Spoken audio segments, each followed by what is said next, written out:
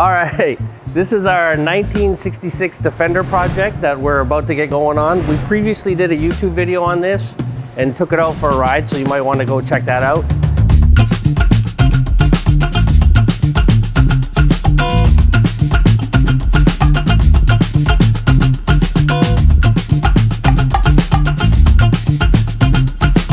So this vehicle came to us restored, and it was shipped in, I believe, from Bogota, Colombia. And it's pretty clean truck. This is give us a mini tour of it. Yeah, I'll walk you through it. So this one is, they did a pretty nice job of it. There's a few things that probably aren't up to modern standards. So a lot of what we're gonna do to it is sort of retrofit a lot of things to make it a little bit more of a daily driver in our environment. So as you can see, this is very, very basic. Basically, the only thing in here is everything that you just need for it to function. So we're gonna have to add a lot of sort of creature comforts and modern amenities. We're gonna be putting wipers in it, heater, air conditioning. It already has wipers. Well, yeah, it's got wipers. It's not. But I think this falls. I think this might fall under distracted driving by today's standards. So you know, if you can't touch your phone, you're probably not allowed to operate your own wipers. So we're gonna take care of that. We're gonna put electric power steering in it, electric power brakes, and then do a bunch of suspension upgrades front and rear because it's essentially a tractor. I mean, if you refer to our YouTube video, it's so slow. You'll get a feel for how slow it is. This is actually the long wheelbase version, the wagon version. So this has the big motor in it. This is, wow. Yeah, so the original one had 50 power. This has 72. But that's at its prime. This one's probably got a few miles on it and is not the best. So I'm going to say it's the engine. Let's see. Yeah, let's check that out. Oh, the hood popper is not inside? What's that? The hood popper is not No. This is before people stole engines. Oh wow. So this is what we got. So this is actually a pretty well maintained version of this. I assume it's been rebuilt, so we'll probably say it's upper 60, lower 70 horsepower. But we're going to be removing all of this and swapping it out for something a little more modern. But we'll finish the tour. This thing is single layer, no insulation, no sound deadening. Are we going to add insulation? So we're going to add insulation, sound deadening. We're going to put a headliner in it.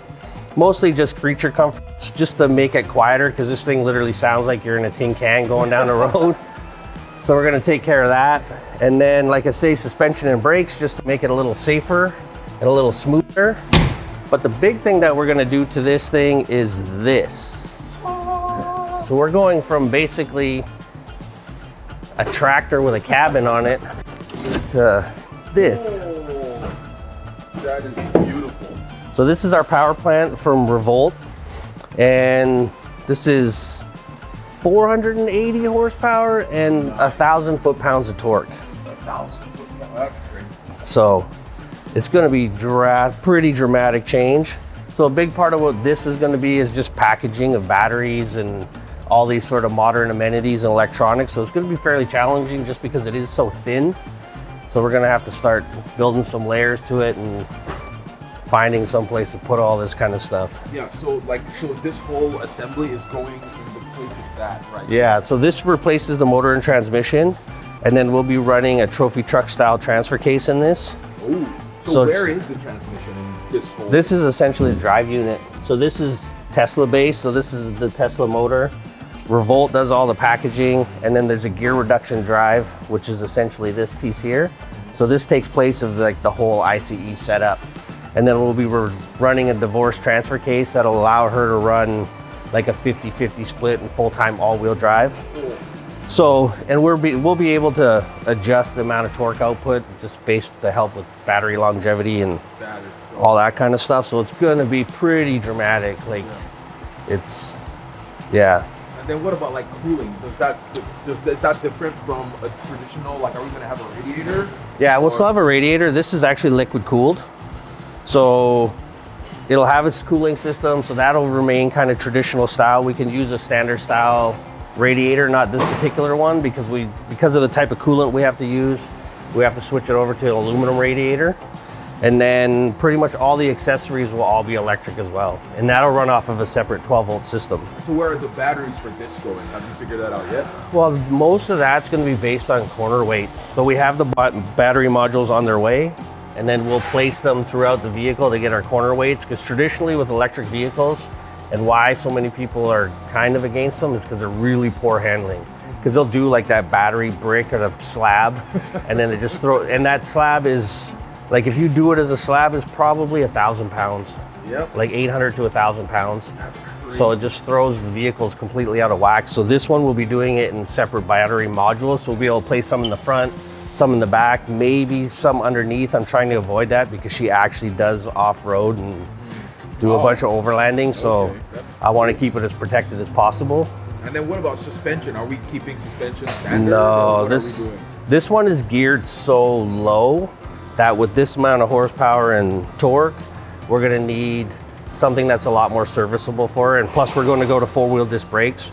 So we're gonna put modern suspension in it, but maintain this aesthetic. And with the amount of torque available to her, we'll probably be doing front and rear Ford 9-inch rear ends. Because then it gives us crazy gear options, front and rear. That way it's serviceable and she's not trying to find exotic parts and all that kind of stuff. Basically then, it doesn't necessarily have to come back to us. It can go to anybody. So, and are we doing any like extra body modes? No, wide nothing. body? No wide body. No off-road flares. Nothing like that. She wants to keep it completely like this. We're not gonna make it like the black Defender. No, nothing over the top. Okay. Not super extravagant on the interior. She likes the aesthetic, so we're just gonna keep it really simple. She has dogs and kids and fishing gear and all that kind of stuff, so she doesn't want anything really high maintenance. So this is probably the most extravagant part of this build. The rest of it is just utilitarian. Yeah. That's the word. It's Monday. I dropped that. That's the big one. But has she driven it stock yet? She has taken it out. Okay. So when it was originally delivered, it didn't run. So I got it up and running for her, and then she took it out. So she's gonna get to see like a lot of the stuff, what we do is we get into it so fast that we don't really set a baseline as to where we started because we just skip over that part. But this one, we actually wanted to do that and get a sense because it's so dramatic. Like this is so crazy. Yeah. So yeah, she came back. She sort of had the same experience as you and I when we went out. Oh no, oh no, oh no, we're on the highway. Oh no. We're doing, there's a sweet spot in 40 kilometers per hour. And I think the speed limit here is what, like 80? 90? Oh my gosh. Oh my God. Arms were tired, a little anxious from all the people honking at her and trying to get around her. Like there's no appreciation for this here. Like the aesthetic is great, but you don't want to slow nobody down. Like their appreciation only goes as far as their convenience, so. Supercharger, are we what's the charging station, all of that stuff? That's one of the things right now is like even in discussions with these guys, we're kind of on the front end of it, and there's new charging platforms being developed, and it's like right now we're kind of right in the middle of it. So aside from the Tesla charging supercharger, which is still kind of the industry standard and the fastest, but because it won't actually speak to this vehicle, we have to go with a third-party charger. And right now, those chargers are just getting progressively faster and faster and faster. So I think throughout the course of this build, by the time we get to the end, that's when we'll actually choose this charger. Because right now they're ranging from 8 hours with the potential of being 30 minutes. So we're obviously gonna wait for the 30-minute. So we have some time, so that'll be like one of the last decisions made. But as far as the actual EV conversion, we've pretty much stayed on brand with Tesla, because they're still ahead of the game. There's more powerful batteries, but they just don't have the range. So it's like if you're going drag racing or you're building a race car, those might be better options as far as peak power, but as far as drivability and the amount of range you want, Tesla's still the way to go. And so what range is she looking for?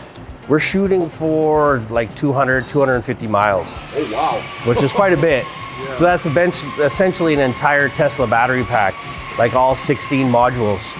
So we got to place 16 modules throughout this vehicle. Wow, okay. So that's going to be one of our larger challenges, but I'm pretty sure we can get it done. Yeah. So, awesome. Yeah, that's That's gonna be the tough part, but it's